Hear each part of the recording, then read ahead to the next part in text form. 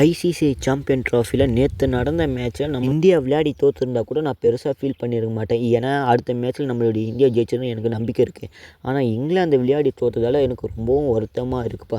அதுவும் ஜெயிச்ச மேட்ச் அதை பார்த்தீங்கன்னா கிட்டத்தட்ட மேட்ச் முடிஞ்சிருக்கிற மேட்ச்சில் பார்த்தீங்கன்னா தோற்றுருக்காங்க.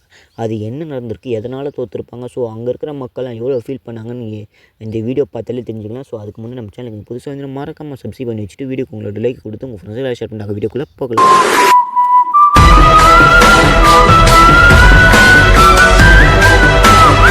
ஐசிசி சாம்பியன் ட்ராஃபி 2025 நேற்று நடந்த மேட்ச்சு இங்கிலாந்து வர்சஸ் ஆப்கானிஸ்தான் 8வது மேட்சாக பார்த்தா நேற்று நடந்தது. கிட்டத்தட்ட ஜெயிக்க வேண்டிய மேட்சை பார்த்தோன்னா விட்டு கொடுத்துட்டு போயிட்டாங்களா இல்லை விளையாட முடியாமல் தோற்றுட்டாங்களா என்னன்னு தெரியல. ஏன்னா ஒரே பாலில் பார்த்தோன்னா மேட்சே திரும்புன்னு சொல்லுவாங்க. அதே மாதிரி தான் நேற்று நடந்த மேட்ச்சில் திரும்பியிருக்கு. அது என்ன எல்லாத்தையும் நான் உங்களுக்கு இன்னும் டீப்பாக சொல்கிறேன். மறக்காமல் வீடியோ முழுசாக பாருங்கள். நேற்று நடந்த மேட்ச் பார்த்தீங்கன்னா குரூப் பி, அதாவது பார்த்தீங்கன்னா அந்த டீமில் பார்த்தீங்கன்னா குரூப் பியில் யார் யார் இருக்காங்கன்னா south Africa, Australia, Afghanistan, England இவங்க தான் 4 டீமும் இருக்காங்க. அதுக்கப்புறம் ஃபஸ்ட்டு போலில் நம்மளுடைய இந்தியா இருக்காங்க. இது பார்த்தீங்கன்னா முக்கியமாக ஜெயிக்க வேண்டிய மேட்ச் தான் 2 டீமுக்கும், ஆப்கானிஸ்தானுக்கும் இங்கிலாந்துக்கும். ஏன்னா 2 மேட்ச் விளையாடி பார்த்தீங்கன்னா ஒரு மேட்ச்சில் தான் ஆப்கானிஸ்தான் நேற்று ஜெயிச்சிருக்காங்க. 2 பேரும் 1-1 விளையாடி பார்த்தீங்கன்னா தோற்று தான் இருக்காங்க. ரொம்ப மைனஸில் இருந்தாங்க. ஸோ செமிஃபைனலுக்கு போகிற வாய்ப்பும் கொஞ்சம் கிட்டத்தட்ட தூரத்தில் தான் இருந்ததுன்னு சொல்லணும். ஆனால் இப்போ பார்த்தீங்கன்னா ஆப்கானிஸ்தானுக்கு கொஞ்சம் வாய்ப்பு இருக்கிற மாதிரி பல பேர் பார்த்தா சொல்லிக்கிட்டு வராங்க. சரி, இவங்களுக்கு அடுத்த வர மேட்ச்சில் ஜெயிச்சாக்கா இந்த ஒரு செமிஃபைனலுக்கும் போவாங்கன்னு பல பேர் பார்த்தா பேசிக்கிட்டு வராங்க. அதான் உண்மையாக இருக்கும்னு நான் நினைக்கிறேன். நேற்று நடந்த மேட்ச்சில் அப்படி என்ன தான் நடந்திருக்கும் நான் உங்களுக்கு சொல்கிறேன். பேட்டிங் இறங்கின பார்த்தேன் ஆப்கானிஸ்தான். ஸோ அந்த டீமில் யாரும் பெருசாக அடிக்கல. ஒருத்தவங்களை தவிர அந்த டீமில் யாரும் பெருசாக அடிக்கல தான் சொல்லணும். கிட்டத்தட்ட 50 ஓவருக்கு பார்த்தீங்கன்னா 7 விக்கெட் வித்தியாசத்தில் பார்த்தீங்கன்னா 325 ரன் அடிச்சிருப்பாங்க ஆப்கானிஸ்தான். ஸோ அதில் யார் அதிகமாக அடிச்சிருந்தாங்கன்னா இப்ராஹிம் ஜித்தன். இவங்க பார்த்தீங்கன்னா 177 ரன்னு பார்த்தீங்கன்னா அடிச்சிருப்பாங்க. ஸோ ஆட்நாயகன் விருதும் இவங்க தான் வாங்கணும். 146 பாலுக்கு பார்த்தீங்கன்னா 177 ரன் அடிச்சிருப்பாங்க இப்ராஹிம் ஜித்தன். அதுக்கப்புறம் என்ன ஓமர் சாய், அவங்க பார்த்தீங்கன்னா 31 பாலுக்கு 41 ரன் அடிச்சிருப்பாங்க. முகமது நபி 24 பாலுக்கு 40 ரன் அடிச்சிருப்பாங்க. ஸோ பரவாயில்ல, குட் கேம் தான் அடிச்சிருப்பாங்க.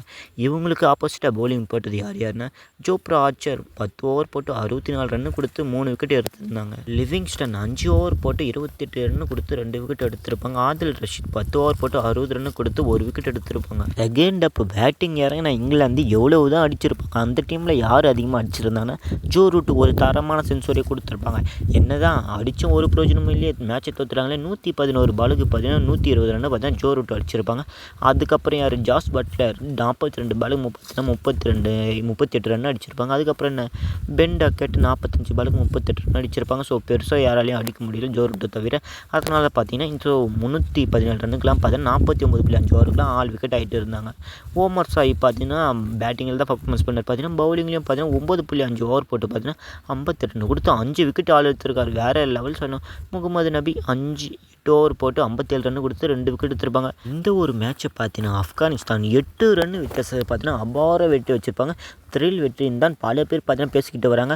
ஸோ அங்கேருந்த ஆடியன்ஸுக்கு மட்டும் ரொம்ப சந்தோஷமாக இல்லை. ஸோ அங்கே வந்து ஆடியன்ஸ் தவிர பிளேயர்ஸ் தவிர வீட்டில் எல்லாருக்கும் பார்த்துருந்த ஆடியன்ஸுக்கு எல்லாருக்குமே ரொம்ப மகிழ்ச்சியாக இருந்தது. ஒரு பக்கம் ஆப்கானிஸ்தான் ஜெயிச்சது, இன்னொரு பக்கத்தில் அழுகையாகவே இருந்தது. ஏன்னா இங்கிலாந்து பிளேயர் எல்லோரும் பார்த்தீங்கன்னா அங்கே, அதாவது பார்த்தீங்கன்னா ரூமில் பார்த்தீங்கன்னா அழுதுருப்பாங்க. ஜோ ரூட் பார்த்தீங்கன்னா அழுதுருப்பார். சென்ச்சுரி போட்டு தோற்றுட்டு கொஞ்சம் வருத்தத்தில் ஃபீல் பண்ணியிருப்பார். இங்கிலாந்து ஃபேன்ஸும் ரொம்ப அழுதுட்டாங்கன்னு தான் பார்த்து சொல்லணும். ஸோ கிட்டத்தட்ட ஜெயிச்ச மேட்ச் விட்டு கொடுத்துருமேப்பா அந்த மாதிரி நிலைமை தான் ஆயிடுச்சு. இங்கிலாந்துக்கு விளையாடின அந்த பிளேயர்ஸை தவிர்த்து பார்த்தீங்கன்னா ஸோ அங்கே வந்திருந்த ஆடியன்ஸும் அழுதுட்டாங்கன்னு தான் சொல்லணும். ஸோ ஒரு பக்கத்தில் சந்தோஷமாக இருந்தாலும் இன்னொரு பக்கத்தில் பார்த்தீங்கன்னா அழுகையாக தான் இருந்தது அந்த ஒரு மேட்சை பொறுத்த வரைக்கும். இந்த மாதிரி தினமும் 1 இல்லைன்னா 2 இன்ட்ரெஸ்டிங்கான கான்வர்சேஷனை சந்திக்க சந்திர டாக்ஸை மறக்காமல் சப்ஸ்கிரைப் பண்ணி வச்சுட்டு வீடியோக்கு உங்களோட லைக்கை கொடுத்து உங்கள் ஃப்ரெண்ட்ஸுக்கு ஷேர் பண்ணுங்கள். அப்போ தான் அடுத்த வீடியோவில் ஒரு இன்ட்ரெஸ்டிங்கான கான்வர்சேஷனில் சந்திக்கலாம். பாய்.